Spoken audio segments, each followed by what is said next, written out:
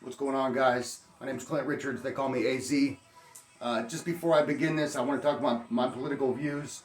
I have a lot of opinions. I have a lot of my own thoughts about the people who have delivered the message to me about exactly who a Republican and what a Democrat is. There's a lot of confusion, especially for my demographic. I mean, we just don't get it, you know. And if you think that we're just supposed to know, and maybe we learn these things in school, like every single thing that I've ever learned about a Democrat or Republican has just been presented to me by some opinion of somebody that I've passed along my path, and it's completely inaccurate. So I don't even want you guys to even think that I have a side, because I don't. I just have a lot of opinions because I'm a judgmental person, because I'm human, and as I go along my path, I see people and I judge them and I develop an opinion in my mind, and I know that most of it is just not, it's just opinion based. So now that we've established that, me, I come from a world of low education, hard work, addiction, recovery, incarceration. A few years back, I made a decision that I was going to pursue a path of representation. To what level I achieve is yet to be discovered. Something that's been on my mind for quite some time now is my vocabulary, the lingo, the way that I interact verbally amongst my demographic. I watch the news as often as I can. My favorite program, the Faulkner Focus, and Outnumbered on Fox News. Of course, I've been in prison. In that environment, the news is really super not in popular demand. I was fortunate enough to get to watch these programs often. I got some others I watch too, but these ones are my favorites. When it comes to Harris Faulkner, Emily Compagno, the rest of the Fox News staff, I also love Lester Holt. He's awesome. I have tremendous love and respect for them. But there's a common theme between their class and mine. These guys speak a language that's completely foreign. It's frustrating. It makes me feel inferior to have this language barrier between us. I respect these individuals. I want to play ball with these individuals.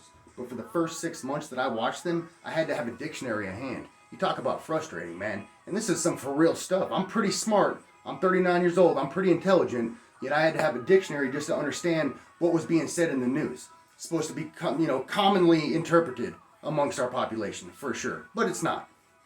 My vocabulary is still about the same as it's always been. I've just broadened my scope of interpretation. It feels unnatural for me to even try to introduce these things into my own way of conversating, because it just doesn't fit me. It doesn't fit my demographic whatsoever. Now, the reason that I feel this is important is because it really brings a missing link to the surface. Not only is my demographic huge, but we're missing participation in just about every professional wheelhouse, from political positions to media coverage. There may be a few people placed in positions that are intended to fill this gap, and I know that there are, but being on this side of the fence, I can say that it's non-existent, at least to an effective level. When I was 18 years old, I became a felon.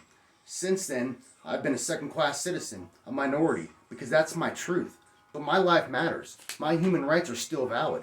My American citizenship is still valid. And if you want to lower crime, if you want to curb the recidivism rate, then you need to stop with the negatively reinforced separatism between me and you. And when I say you, I'm speaking to every sector of our country with influence to America that doesn't have someone like me on their team. I'm speaking to Joe Biden, Donald Trump, Tim Scott, AOC, the Squad, Marsha Blackburn, the Senate, the House of Representatives, all media outlets, anybody that's on a campaign trail, anyone who speaks for we the people, and so many more who should be on my list. You all need me, every one of you. My vision is that one of you opens a door. That door draws an interest for more people like me. After my demographic sees that we don't have to be sitting on the bench of America's sidelines, we start to feel wanted. And I assure you that when my demographic starts to feel wanted, the American dream is going to start becoming important to us. The American dream, the same dream that people are migrating from all over the world going to our southern border right now, trying to get in because they believe in something that its own citizens don't even believe in. We don't think the American dream applies to us, so naturally we don't pursue it. We do what we always did because it's all we know. And when we do what we always did, we get what we always got. And that doesn't support a better tomorrow for me and my children. That doesn't support anything other than continued cultural division. And we've got enough of that. So, with that being said, this is what I got. That's what I got. You know? It was definitely calibrated well within the realm of my expense account. I can tell you that. But I'm for hire, man. Who's going to be the first one to open the door?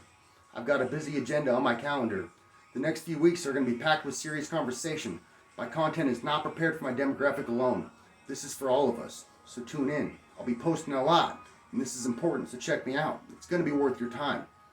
I know that I'm not your representative, but I am most certainly my representative. Thanks for watching AZ Meets the World. Change, it starts right here.